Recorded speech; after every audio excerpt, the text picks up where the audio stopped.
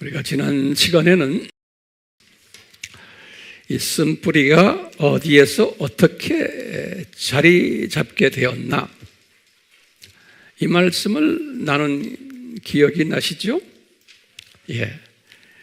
이제 우리 쓴뿌리가 어떻게 생기게 되며, 또 어디에서부터 오며, 또 어디에 자리 잡으며, 또 어떻게 자리를 잡게 되는가, 왜 우리가 이 쓴뿌리를 제거해야만 하는가, 이런 공부를 하면서 그러기 위해서는 사람이 어떻게 구성되어 있나를 공부했어요.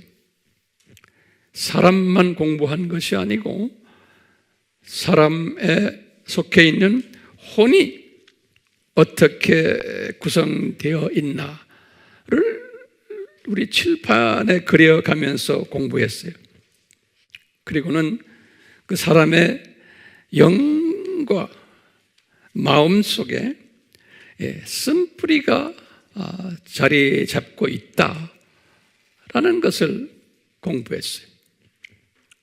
그리고는 이 쓴뿌리가 어디에서 발생되었나, 그 기원이 뭘까? 그러면은 애굽이다, 이 세상이다, 이렇게 말씀드렸고, 으뜸되는 쓴뿌리는 무엇일까? 그러면 질투심이다, 이걸 우리가 공부했어요.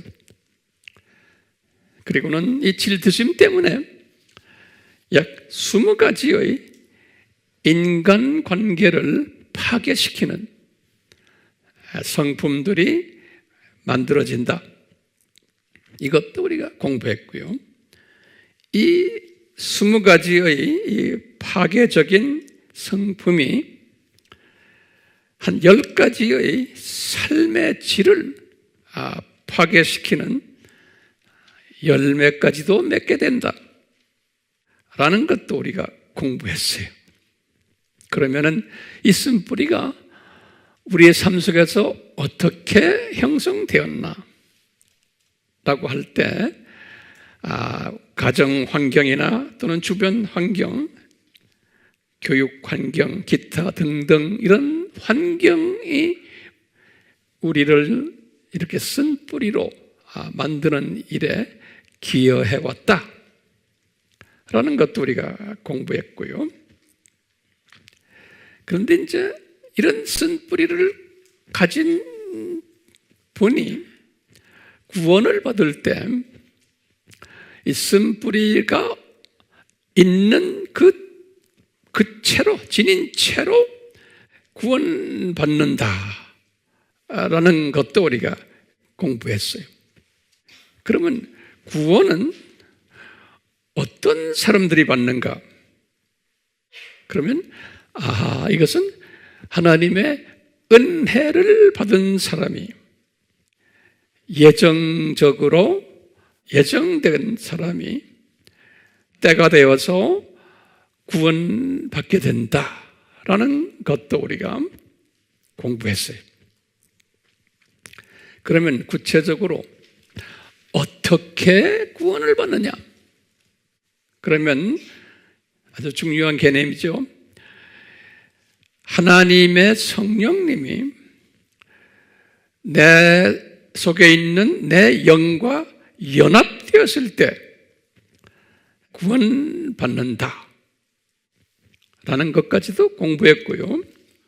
제가 지금 이 복습하는 이유는 여러분들 이거 정리하셔야 돼요. 그렇기 때문에 자꾸 복습하는 거예요. 하고 있죠. 그래서 내 입에서 이게 그냥 나와야 돼요. 이 주변 사람들에게 설명할 때 논리적으로. 그렇기 때문에 열심히 적으셔야 돼요. 자, 그 다음에 개념이 중요한 개념이에요. 이렇게 구원받은 사람을 우리 지난 시간에 성서를 섭렵하면서 뭐라고 불렀냐면 속사람이다라는 단어를 바울이 썼어요. inner man 또는 inward man 그랬어요. 성경 구절 로마서 7장 22절, 에베소서 3장 16절, 이 두 구절은 항상 기억하셔야 돼요. 실력을 갖고 있는 사람은 지금 내가 말씀하는 거 하나하나 다 내 것을 만들어야 돼요. 그 다음에 또 성서에서는요, 구원받은 하나님의 자녀를 새 피조물이다 그랬어요. New creature. 고린도 후서 5장 17절에 또는 어떻게 또 불렀냐면 다 바울이에요. 천국 시민이다 그랬어요. 에베소서 2장 19절과 빌립보서 3장 20절에 그리고는 바울이 또 뭐라고 불렀냐면 하나님의 자녀다. 또는 요한도 하나님의 자녀다. 요한복음 1장 12절에 바울은 에베소서 2장 8절에서 9절에 바울은 또 하나님의 가족이다 라는 단어도 썼어요. The family of God. 에베소서 2장 19절에 자, 그런데요, 그 다음부터 이제 제가 오늘 설교를 이제 연속해요. 연결된 말씀이에요. 우리가요, 어떻게 해서 하나님의 자녀가 되었는가 한번 질문을 딱 던져보는 거예요. 그러면요, 그 다음 개념이 뭐냐면요, 내 속이라는 것은 이제 구체적으로 내 영 속에 이런 말이에요. 내 마음과 영 속에 같이 자리 잡고 있었던 사탄의 영이 쫓겨났기 때문에 하나님의 영이 들어오셔서 쫓아냈기 때문에 우리가 하나님의 자녀가 된 거예요. 그러면 그 다음 개념이 중요한 개념이에요. 왜 쫓김을 당했을까? 사탄의 영이, 그 강한 영이 왜 쫓김을 당했을까? 그러면 뭐라고 여러분들이 대답하실래요? 그러면 중요한 성경의 가르침이 있어요.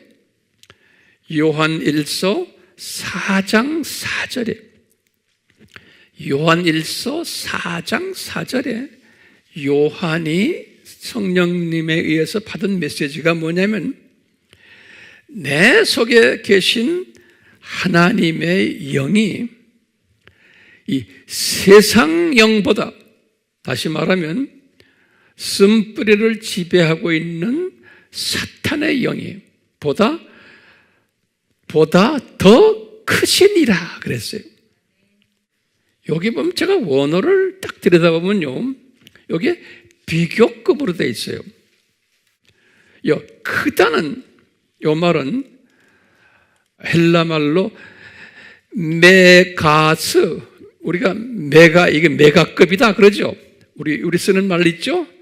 그게 헬라 말이에요. 메가스. 그게 크다는 소리예요. 그런데요, 요건 비교급으로 쓸 때는 뭐냐면요, 메이존 그래요. 메이존.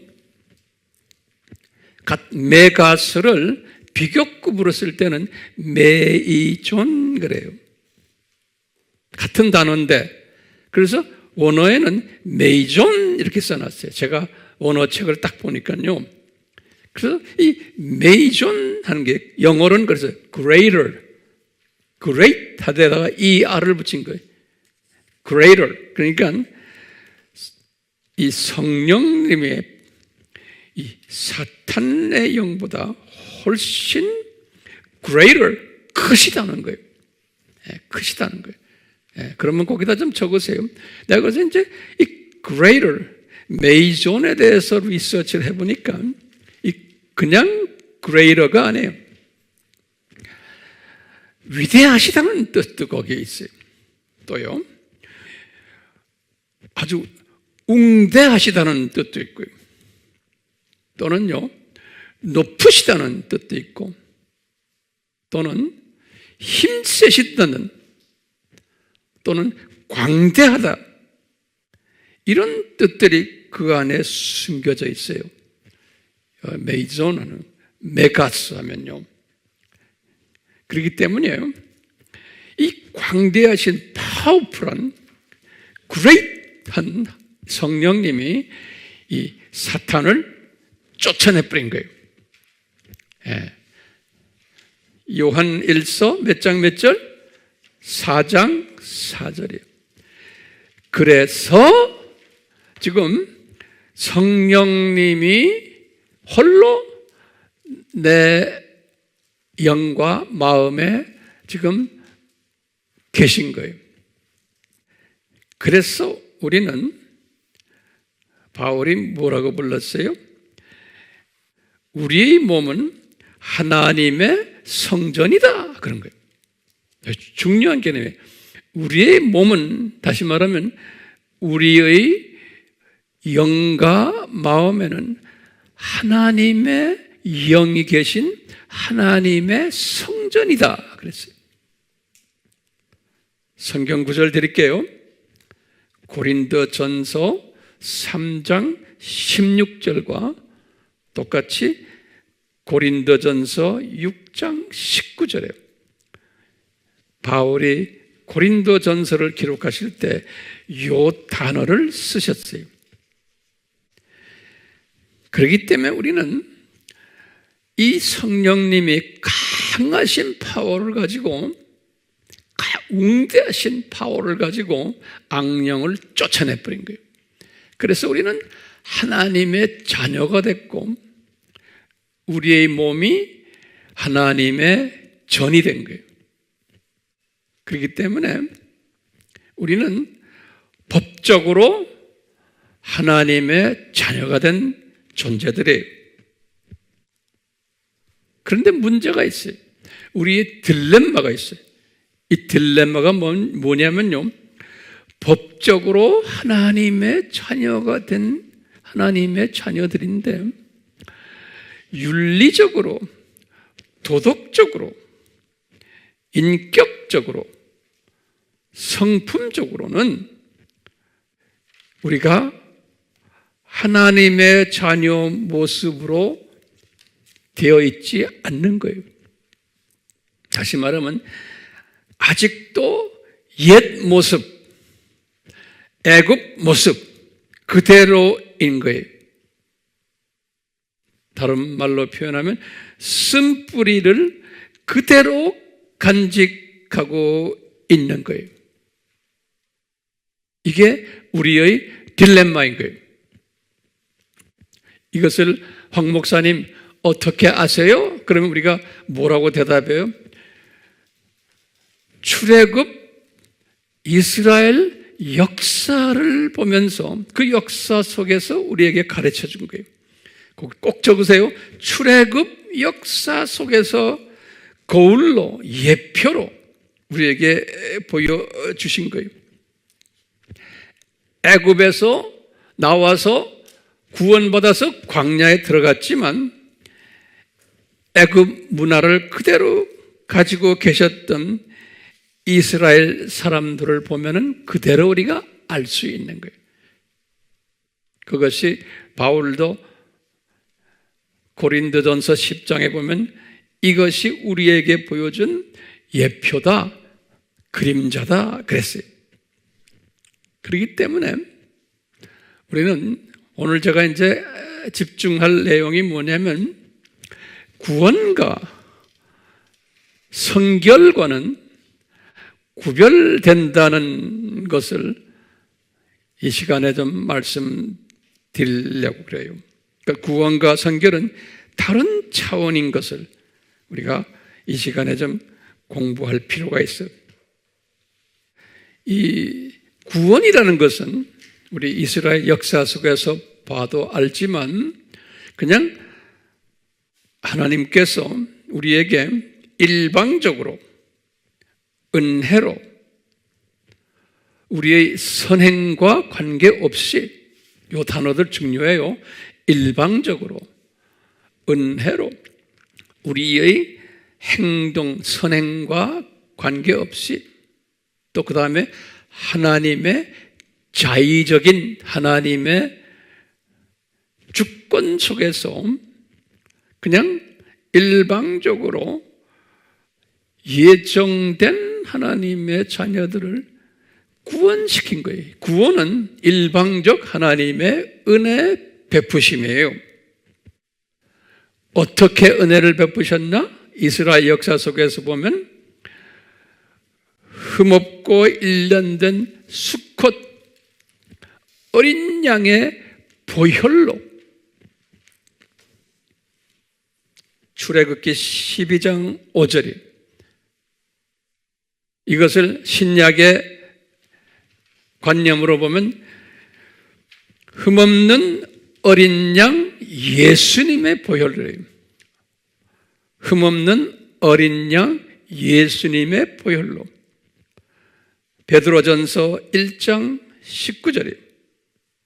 또는 이건 베드로가 이렇게 말했고요, 바울은 그랬어요. 유월절 어린 양의 보혈로. 바울은요, 고린도전서 5장 7절에, 또는 요한은 이런 말 썼어요. 계시록 5장 6절에서 요한은 도살당하신 어린 양 보혈로 그랬어요. 지금까지 잘 정리됐어요? 아멘? 예. 자, 그러면 우리가 이제 구원과 이 성결의 상관관계, 서로의 관계성을 잠깐만 볼 필요가 있어요.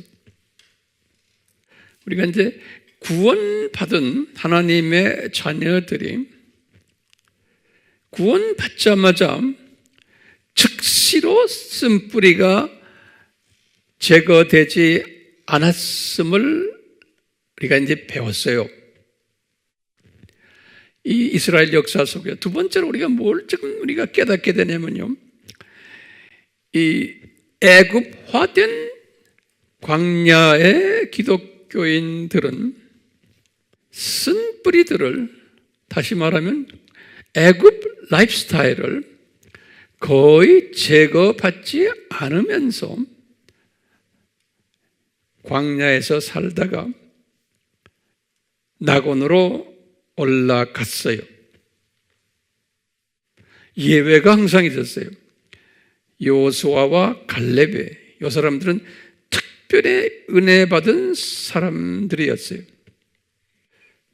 이런 모습을 보면서 이제 우리가 조금 더 자세히 나중에 보겠지만, 이 구원은 단번에 이루어진 것인데, 이 성결은 평생 과제임을 우리가 배우게 돼요. 다시 제가 반복해요. 구원은 단번에 이루어진 일이지만 성결은 평생 과제예요. 그런데 광야의 기독교인들은, 이거 지금 우리가 이 이스라엘 역사 속에 두 차원의 기독교인들을 보죠.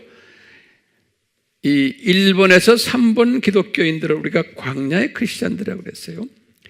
4번에서 6번의 기독교인들을 가나안 크리스찬들이다. 이 두 그룹으로 대별이 돼요. 그런데 이 광야의 크리스찬들은 성화를 거의 안 하면서 이 세상에 살다가 그냥 낙원으로 올라가는 사람들이에요. 우리가 이런 공부 많이 했어요. 이 그룹이 훨씬 숫자가 많다는 것도 우리가 공부했어요.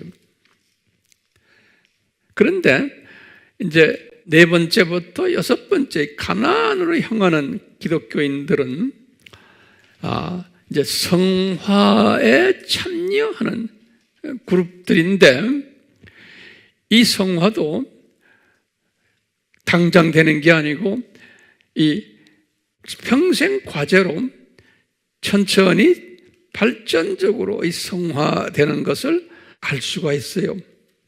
예. 그러니까 이 성화 이슈는 상당히 중요하면서도 우리가 깨달아야 될 이슈이기 때문에 오늘은 이 부분을 조금 다루려 그래요. 다음 시간에는 더 구체적으로 제가 이제 다루려고 그래요. 자, 그러면 이 성화란 무엇인가? 한번 성화란 다시 말하면 성결이란 다른 말로 표현하면 쓴뿌리를 제거하는 완전 제거하는 사람은 아무도 없어요. 바울도 마찬가지고 이제 정도에 따라서 다르지만 우리가 완전 100% 제거되고 하늘나라에 가는 피조물은 없어요. 다 이 쓴뿌리들을 어느 정도는 다 가지고 가요. 자, 그런데 우리가 성화란 무엇인가? 그러면 쓴뿌리를 제거하는 거다. 이렇게 그냥 간단하게 먼저 한번 적어보세요. 쓴뿌리를 제거하는 거다. 다시 말하면 내 속에 있는 사탄의 성품들을 제거하는 것이 성화다. 그런데 이것은 단번에 되는 것이 아니다. 이것은 서서히 발전적으로 된다. 그런데 이것도 은혜를 입어야지만 가능하다. 내 노력으로 되는 게 아니다라는 거예요. 이게 은혜가 따라와야 되면 돼요. 자, 그러면 이 성화의 목적이 무엇인가? 그러면 여러분들 뭐라고 대답하겠어요? 성화의 목적이 뭔가? 그러면요, 우리 빌립보서 2장 5절에 바울이 말씀하신 게 저는 항상 제 머리를 떠나질 않아요. 예수님의 마음을 본받아라. 이 말씀이 이제 성화의 맥시멈이에요. 다시 말하면 예수님 닮게. 이것이 성화예요. 그러니까 우리가 100% 예수님을 닮을 수는 없어요. 그렇지만 예수님을 닮아라 하시면서 빌립보서 2장 5절에서부터 쭉 11절까지 바울이 가르친 이야기가 있어요. 우리 잘 아는 거죠? 그 이야기는 제가 하지 않겠어요. 그럼 두 번째, 예수님을 닮기 위해서 무엇이 필요한가? 이 말씀은 우리가 잊지 말아야 돼요. 무엇이 필요한가? 제가 깨달은 것은요, 제일 먼저요, 은혜가, 하나님의 은혜가 필요하다. 에베소서 2장 8절에서 9절. 두 번째는 하나님의 은혜 받은 사람은, 이게 지금 순서적으로 되어 있어요. 하나님의 주권을 인정하는 믿음이 필요해요. 은혜 받은 사람은 로마서 9장 6절에서 23절에 바울이 깨달은 거예요. 세 번째로 이 하나님의 주권을 인정하는 사람은 하나님의 미리 아심과 예정과 선택을 인정함이 필요해요. 로마서 8장 29절에서 30절이. 네 번째로 또 따라오는 게 뭐냐면, 이런 사람에게는 성령님의 가르쳐 주심과 인도하심과 이끄심이 또 필요해요. 예수님도 성령님의 이끄심을 받으셨어요. 마태복음 4장 1절에 100% 사람이 되신 예수님도 성령님의 이끄심이 필요했어요. 다섯 번째로 성령님의 거룩하게 하심이 또 필요해요. 베드로전서 1장 2절이에요. 그렇기 때문에 예수님을 닮아가기 위해서는 이 다섯 가지가 우리가 순서적으로 필요한 거예요. 그런데 우리의 딜레마가 있어요. 이런 예수님을 닮기 위한 이 5가지의 필요한 이것이 우리에게 즉시로 임하지를 않아요. 이것은 우리의 평생 과제로 우리가 얼만큼 이 5가지를 담느냐에 따라서 그릇에 담는다는 거예요. 내가 이렇게 수영 하나에 따라서 이것이 5가지가 임하면서 이 쓴뿌리들을 이렇게 제거시켜 주세요. 그렇기 때문에 이게 평생 과제로, 어떤 분은 빠른 속도로, 바울 같은 분은 상당히 빠른 속도로 이 은혜가 임했어요. 어떤 분은 조금 임하다가 말아버리다가 주님 나라에 가는 사람도 있고, 어떤 분은 늦은 속도지만 나중에 하늘나라에 가기 직전에는 아주 아름다운 열매를 맺혀서 가시는 분도 계시고, 사람마다 다 달라요. 그래서 내가 지금 이런 말을 하는 것은요, 이런 시스템을 아셔야지만 내 자신을 내가 점검하며 매일, 그리고는 주변의 주 안에서의 우리 형제 자매들을 내가 점검할 수가 있어요. 저 사람은 어느 수준에 지금 와 있구나. 성화 단계 중에서도 어느 수준에 와 있구나. 저 사람은 아직도 성화 단계에 들어있지 않구나. 저 사람은 겉보기에는 집사고 장로고 권사고 선교사고 목사지만, 신학자지만 아직도 광야에 머물러 있는 사람이구나, 아니구나. 이것을 이제 우리가 볼 수 있는 영적 통찰력과 분별력을 가지게 돼요. 이 시스템을 알아야지만. 그래서 지금 이런 공부를 지금 우리가 하는 거예요. 나를 위해서, 또 주변을 위해서, 그 다음에 내가 이것을 또 주변 사람들에게 깨달은 것을 나눠주면서 그분들이 또 이런 지혜와 통찰력을 가지도록 도와주기 위해서요. 그냥 우리가 지식을 쌓기 위해서 지금 공부하는 게 아니잖아요. 여기서 있는 황 목사님은 그런 소망을 가지고 지금 여기 서서 지금 이것을 여러분들과 나누고 있어요. 그러니까 이 성화라는 것은 옛 사람을 벗어버리고, 다시 말하면 애굽 스타일을 벗어버리고 새 사람으로 옷을 입는 거예요. 바울이 쓰는 용어들이에요. 에베소서 4장 22절이에요. 예수님께서는 이 성화를 어떻게 말씀하셨냐면, 공생애 시작하자마자 첫 설교로 이 성화를 제자들에게 가르쳐 줬어요. 이분들이 이것을 감당할 수는 없었지만 그것이 산상수훈에서 팔복의 가르침이에요. 마태복음 5장 1절에서 12절. 그래서 예수님께서는 복 있는 자는 그런 거예요.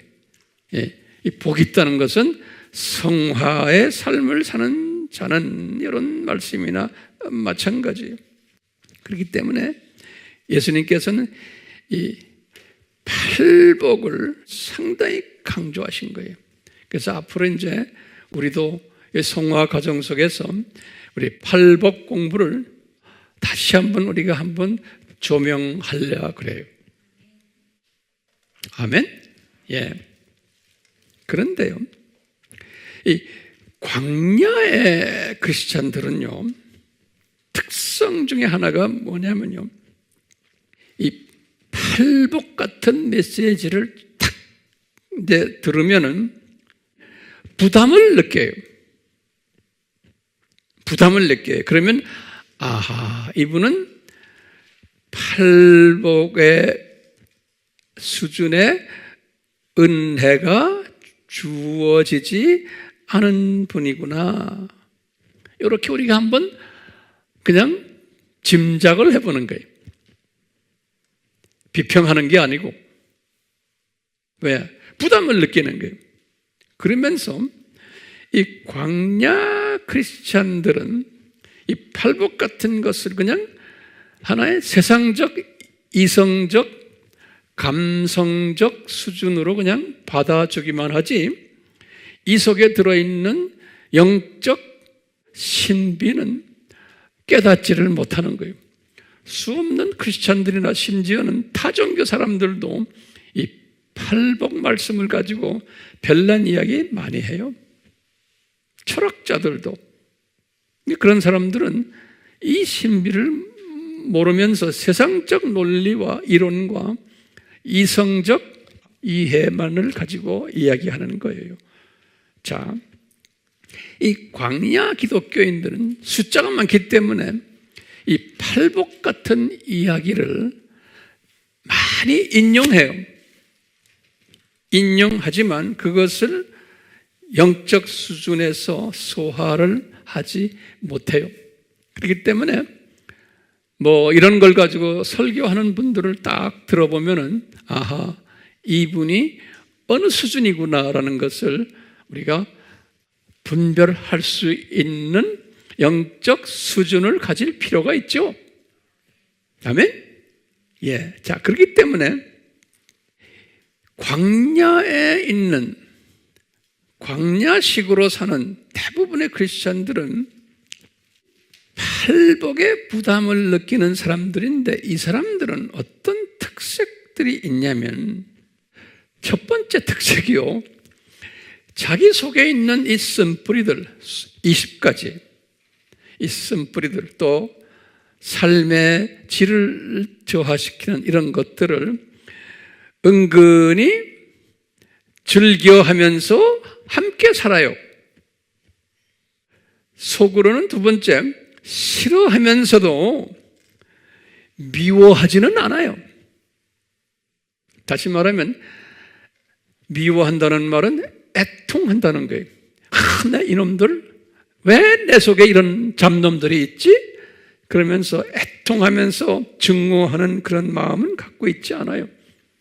세 번째는 어떤 특색이 있냐면 이런 그 쓴뿌리들을 가지고 자신의 유익을 챙기는 일도 해요.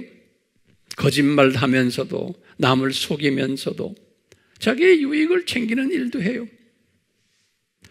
또 네 번째로는 이런 쓴뿌리들 가지고서 이 쓴뿌리를 가지고 영의 눈이 어두워지니까 소위 기독교인들이지만 이런 거 가지고 다른 사람의 티눈을 보고 자기의 들보는 보지를 못해요.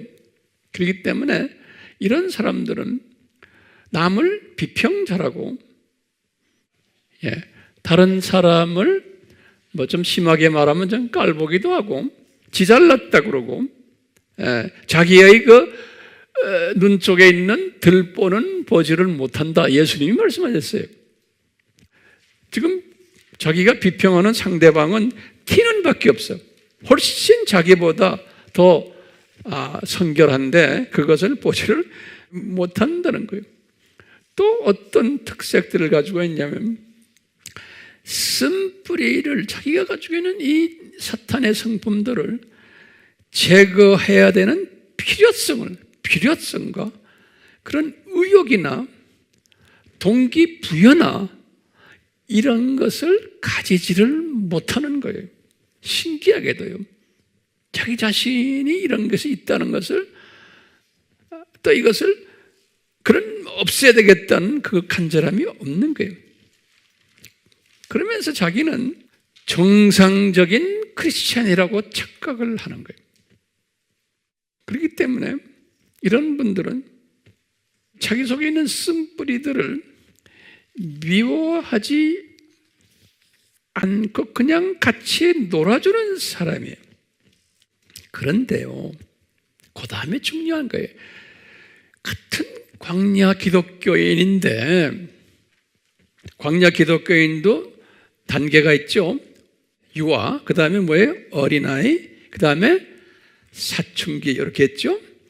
그러니까 유아 레벨에서는 자기가 어떤 존재인지 자기의 쓴뿌리를 모르는 거예요.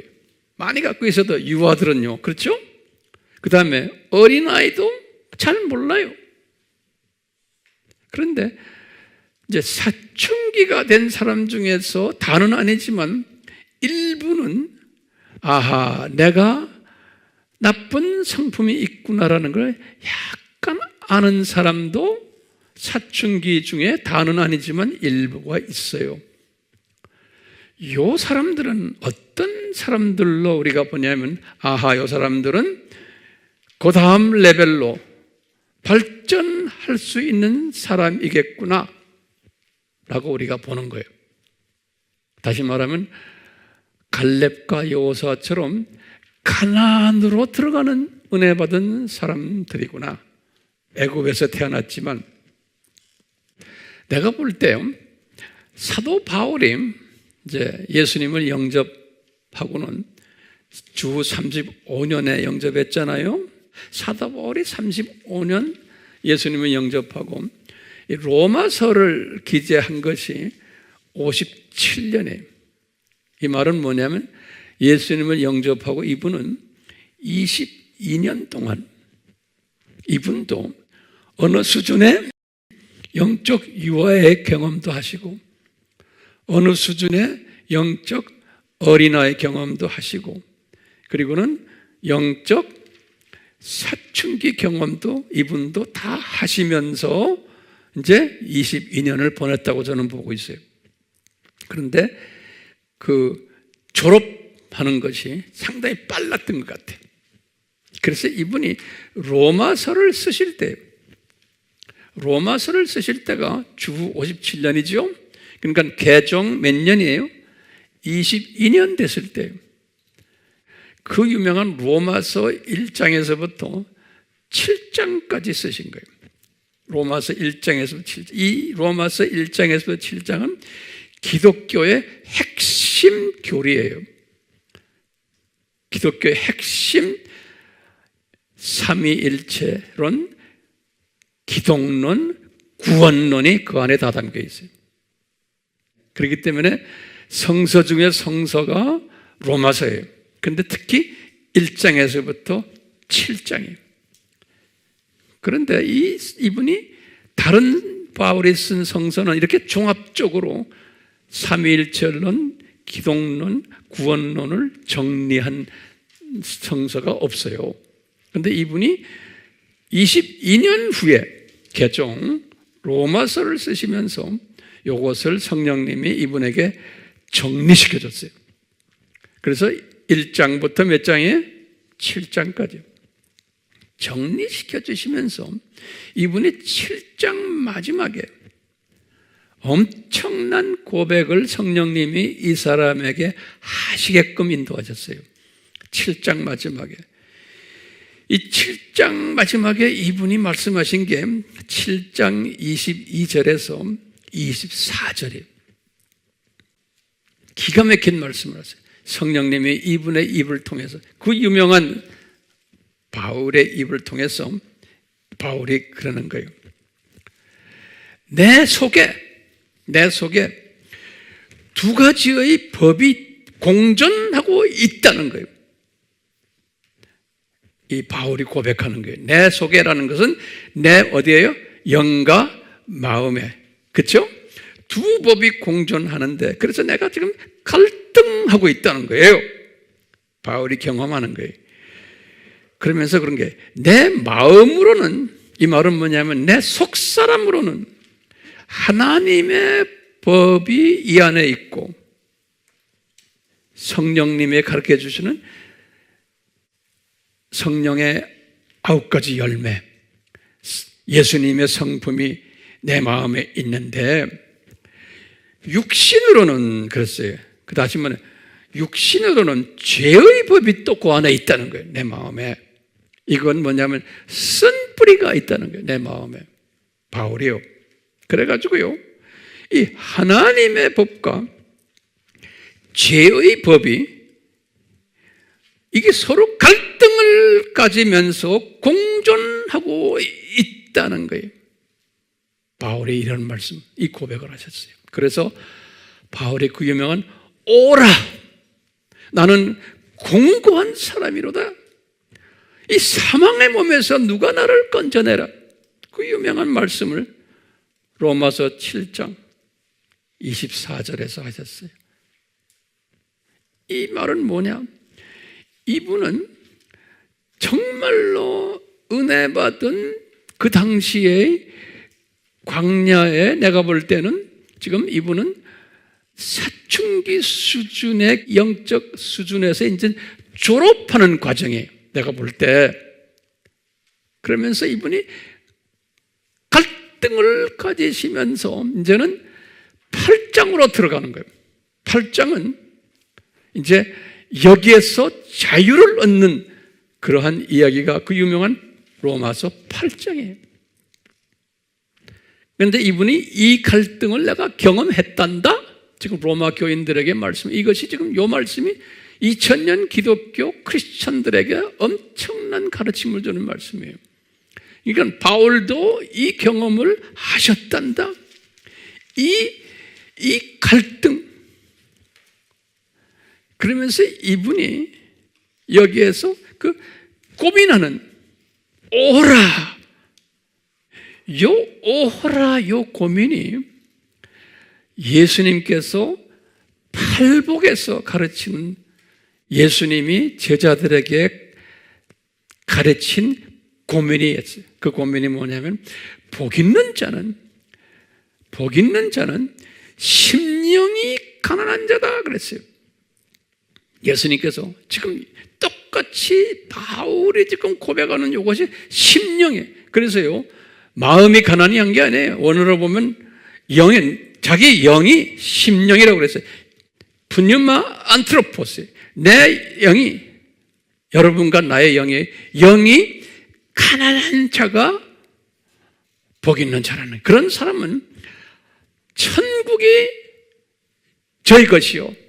이런 마음을 가진 사람은 벌써 천국에, 우리가 저 세상, 이 세상, 저 세상을 한눈에 보는 그러한 영성을 이제 받게 된다는 거예요. 그리고는 이 세상이 창조 목적 학교라는 것이 한눈에 들어오도록 은혜를 베푸신다는 거예요. 그래서 천국이 저희 것이다. 요 마음을 가진 사람은, 그러면서 당장 가지는 게 아니고 이때부터 순서적이에요. 그러면서 애통하게 된다는 거예요. 이 오호라가 애통인 거예요. 아, 내 속에 두 법이 있구나. 이것은 우리가 죽을 때까지 이것을 가지고 애통하면서 사는 사람이에요. 그래서 예수님께서 그랬어요. 자기 제자들에게 너희들이 이 애통을 할 때 하나님의 위로가 너희들에게 임할 거라는 거예요. 이 위로란 말은 뭐냐면 위로자가 누구예요? 보혜사 성령님이에요. 이 애통할 때 보혜사 성령님이 너희들에게 임할 텐데, 그러면은 이 쓴뿌리들을 흔들기 시작한다는 거예요. 이 쓴뿌리들이 그때부터 흔들림을 받는다는 거예요. 애통할 때, 그러니까 오호라 할 때, 오호라 할 때예요. 네. 우리는 복 있는 사람이 되려면 오호라를 매일매일 하는 사람이 되면은 복 있는 사람인 거예요. 겸손한 사람인 거예요. 이 사람은 복된 사람인 거예요. 은혜 받은 사람인 거예요. 저도 마찬가지. 이것이 쉽지가 않아요. 그렇기 때문에 내 속에 항상 두 법이 존재하는구나. 그래서 오호라를 바울처럼 경험하니까, 바울이 이 과정을 겪었기 때문에 주님께서 바울을 8장 사람으로 진급을 시키신 거예요. 우리가 이제 8장 공부를 다음에 교회에 있을 때 자세히 하게 될 거예요. 그렇기 때문에요, 이 오호라를 하는 사람은 사탄의 쓴뿌리도 감정을 가지고 있어요. 쓴뿌리도. 사탄의 성품들도 이 쓴뿌리들이 감정을 가졌기 때문에 내가 오호라 할 때 이 쓴뿌리들이 무서워하는 거예요, 나를. 이 쓴뿌리들이 흔들리기 시작하는 거예요. 이 쓴뿌리들이 나갈 준비를 하는 거예요. 오호라 할 때 바울이 이것을 경험했던 거예요. 그렇기 때문에 우리가 성숙한 하나님의 자녀가 되려면 매일매일 성령님의 인도하심에 따라서, 감동 주심에 따라서 오호라, 오호라 이 고백을 매일매일 하는 저와 여러분들 될 때 나도 모르게 쓴뿌리들이 슬슬 나가면서 우리가 예수님을 이제 닮아가게 되는 거예요. 자기도 모르게 이 예수님을 닮아가면서 이 지금 재림의 산고가 지금 우리 주변에 지금 엄청나게 지금 벌어지고 있죠. 이 세상 안에서, 교계 안에서 복음의 산고도 있고, 예? 지금 시끄럽죠. 뭐 반정부하는 분들도 있고, 뭐 데모하는 크리스천들도 있고, 뭐 여러 가지 지금 이 산고 속에서 이 오호라 하는 사람들은 이 시대를 보는 시각이 뚜렷하고 세계관이 뚜렷하고, 왜? 쓴뿌리가 없어지면 영의 눈이 밝아지면서 이 세상을 보는 시각이 달라지는 거예요. 이런 사람은요, 복음을 열심히 내 민족과 타민족에게 전하는 일에 집중하게 되어 있어요. 이 여러 가지 지금 이 산고들을 보고 흥분해가지고 이러면 안 된다, 우리는 이러면 안 된다, 뭐 이래야 된다, 지금 뭐 여러 가지 복잡하게 지금 떠들잖아요. 이것에 매몰되지가 않는 거예요. 이런데 왜냐? 이 산고는 당연히 있어야 된다고 예수님 말씀하셨잖아요. 당연히 must라는 단어를 썼어요. 감람산 설교에서. 그렇기 때문에 산고는 must 있어야 된다는 것을 내가 완전히 믿는 사람이에요. 인정하는 사람이에요. 그런데 있어야만 된다고. 그러니까 이것을 없애려고 떠드는 수준이 아닌 거예요. 없앤다고 없어져요? 안 없어지는 거예요. 그런데 이 오호라를 경험 많이 하지 않는 사람은 크리스찬이지. 이 크리스찬은 이 안에 잡것들이 많이 있다 보면은 눈이 어두워져 가지고 이 산고들을 그냥 산고 자체로만 보고 이걸 없애려고 그냥 에너지를 거기다 낭비하는 사람들이. 그래서 많은 하나님의 자녀들을 거기에 집중하도록. 그런데 주님께서 그거 다 허락하신 거예요. 왜냐? 이 산고가 있다는 것을 노출시키는 일을 하는 분들의, 이분들은 노출 정도로 사역하는 분이지, 노출시켰다고 해서 없애는 일은 그분들이 할 수도 없고 없애지도 않으세요, 주님께서.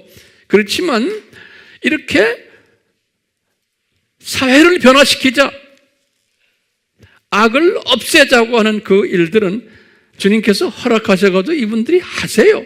하시지만 여기에 매몰돼서 이 일만 하는 사람들이 있어요. 그것도 주님의 허락하에 하는 거예요. 그렇지만 우리는 거기를, 그것을 노출시키는 일도 해야 되지만 그거보다 한 단계 더 업그레이드 된 일이 뭡니까?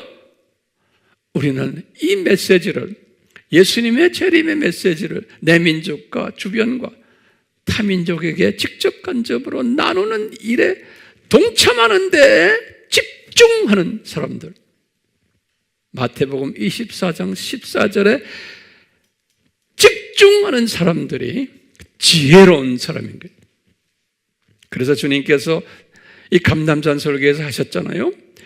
이럴 때 예수님이 이런 산고가 있을 때 밭을 봐라, 농사 짓는 두 사람 중에 한 사람은 그대로 남고 한 사람은 들림받잖아. 예수님이 말씀하신 거예요. 이런 때가 온단다.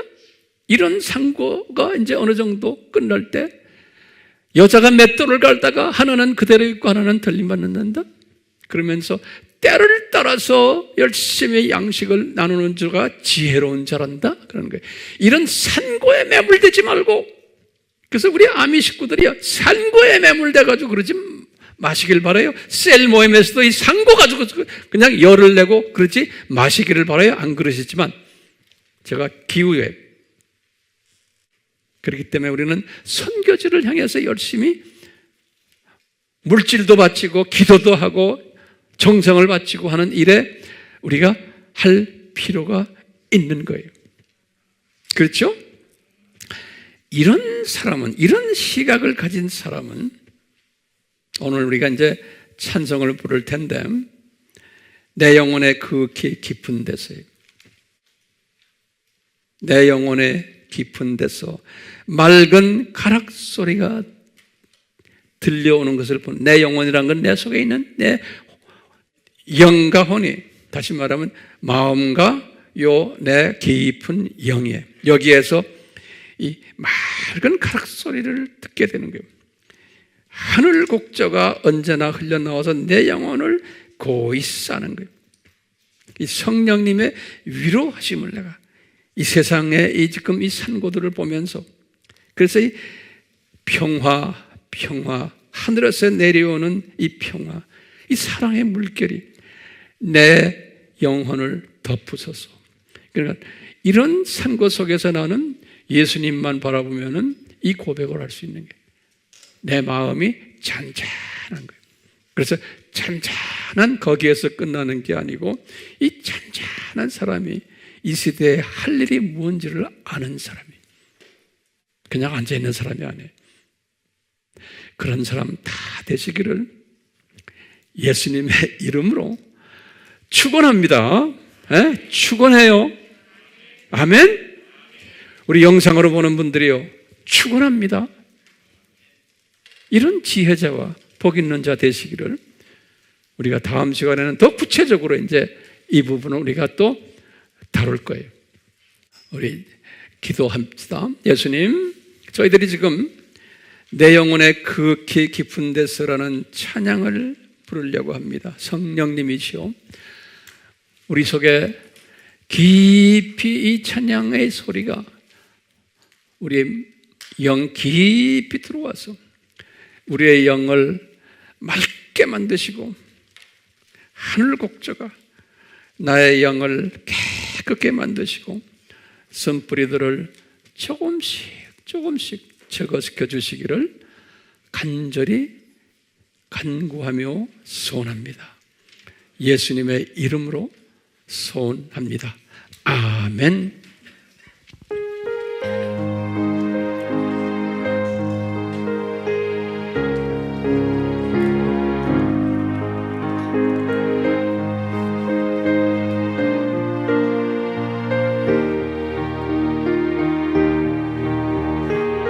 성령님이 강하게 임하시기를, 주여 성령님이시여, 성령님의 강한 임하심이 우리의 깊이 영까지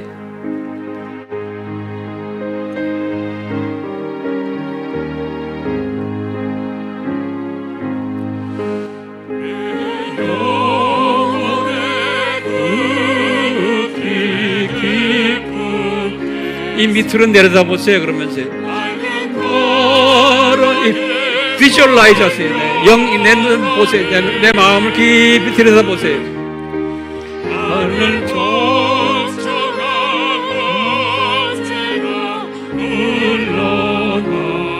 성령님의 역사하심을 느끼세요. 그러면 이 쓴뿌리들이 움직이기 시작해요.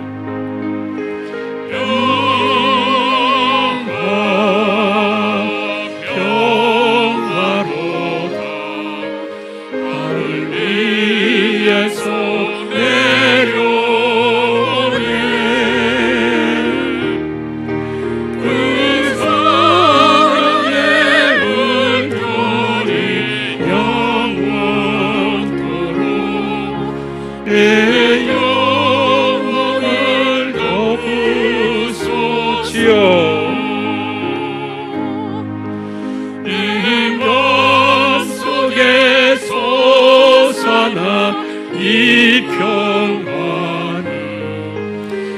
비 묻지 오배로다.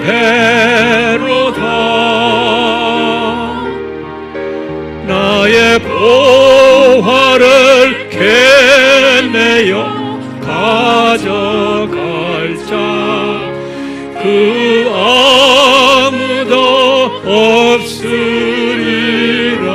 아멘.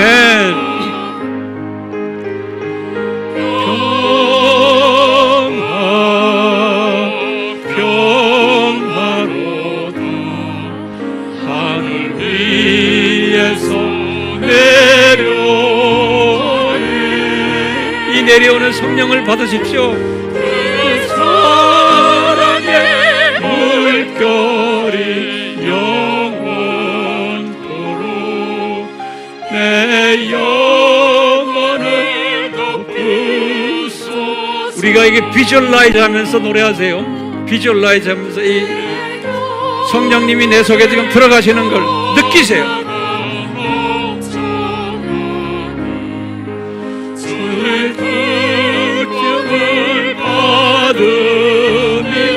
이렇게 하면 나도 모르게 나의 이 성품들이 변화되기 시작을 해요. 주님께 함께 있어 내 영혼을 돌리시네.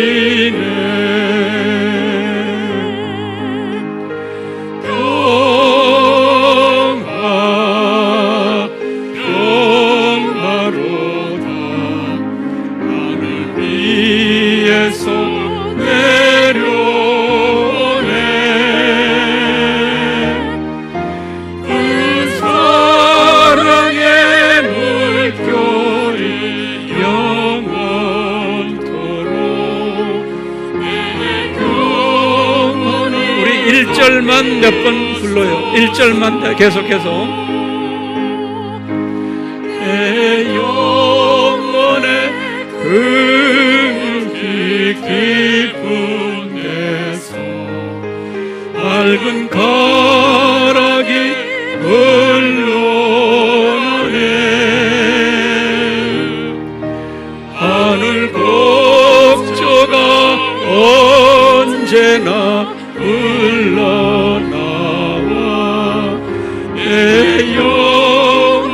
감사만 계속 나오는 감사만.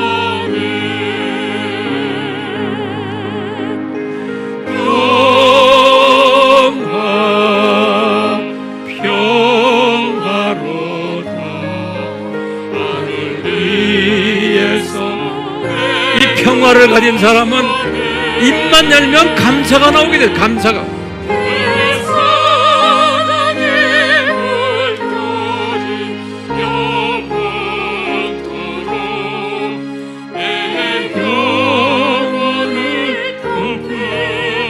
쓴뿌리들이 흔들기 시작하면서 감사만 하면 쓴뿌리들이 흔들려요. 깊은 데서 맑은 가락이 흘러나네. 하늘 곡조가 언제나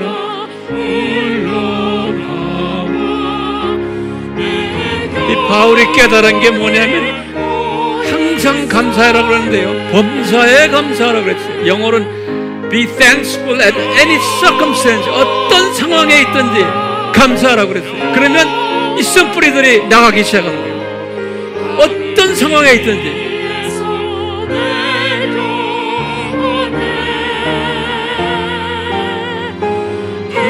사랑의 물결이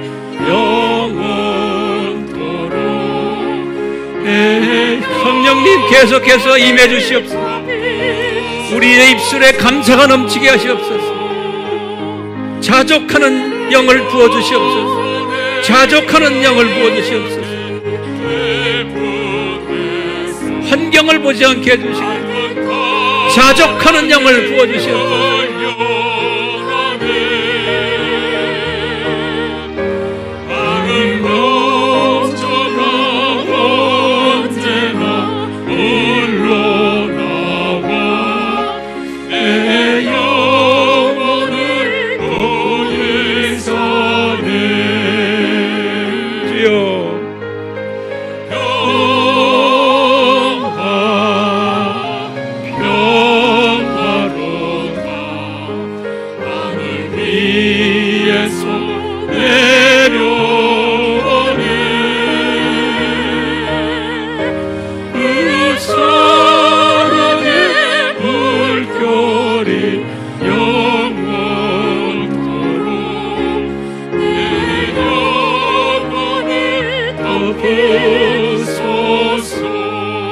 예수 그리스도의 무한하신 은혜와 하나님 아버지의 극진하신 사랑하심과 성령님의 평화를 누리미